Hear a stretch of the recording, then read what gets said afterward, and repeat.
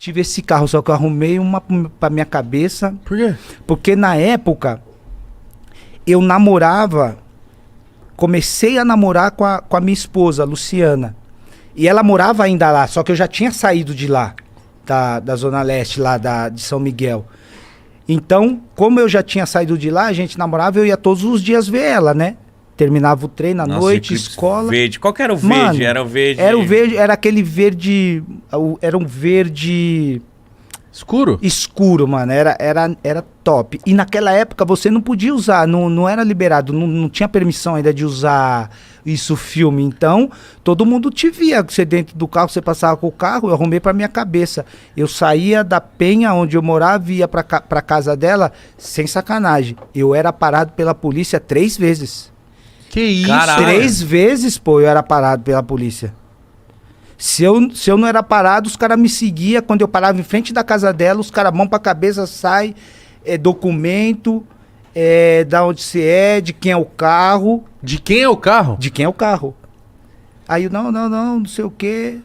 Isso foi muito constrangedor pra mim. Isso fez com que eu vendesse o carro 3 meses. Nossa, mano. 3 meses eu vendi o carro porque eu não tinha sossego. Saía da onde eu morava, ia pra quebrada onde eu morava, que a Luciana ainda morava lá, eu era parado 3 vezes. Aí eu vendi o carro, e quando eu vendi o carro, eu dei entrada na casa da minha mãe. Que bom você ter falado isso, Zé, porque tem muita gente que acha que isso não existe. E você era jogador de futebol, hein?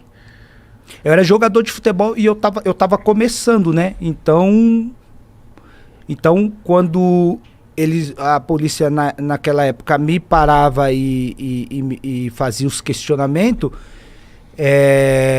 eu tava começando a minha carreira, não era conhecido, não sabia o que eu era, e isso pra mim era muito constrangedor, né? Não, isso é racismo, né, mano?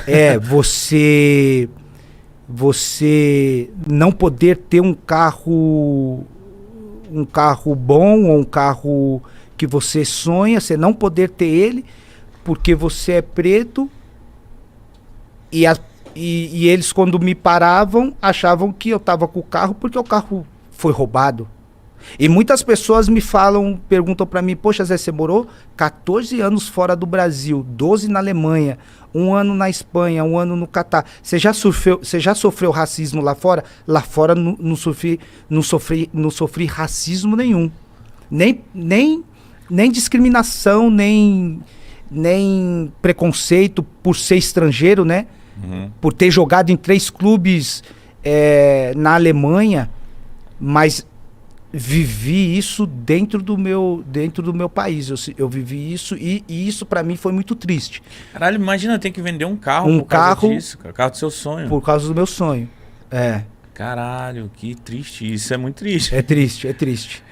O mais triste ainda é que passaram-se 20 anos e a gente ainda E tá igual. continua com as mesmas coisas, né? Eu costumo dizer que o racismo é um câncer que vai ser difícil, hein? Achar a cura. Vai ser difícil achar a cura.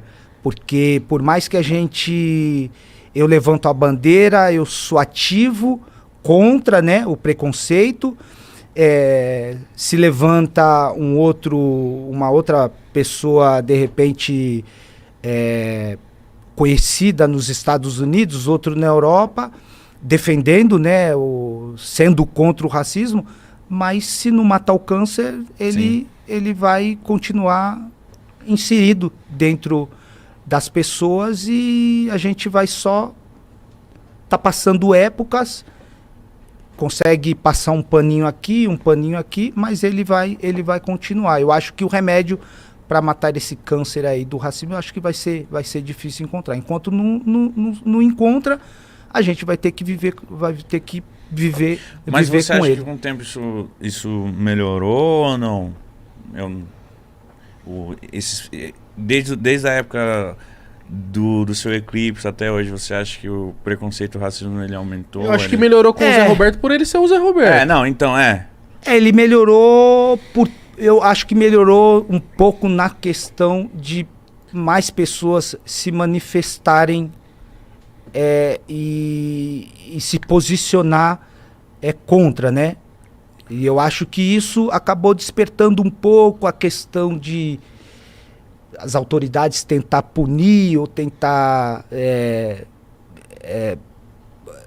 minimizar. Eu acho que mais nessa questão. Agora, fora isso, acho que continua a mesma coisa. Mesma coisa. Mesma coisa. Triste. Mesma coisa.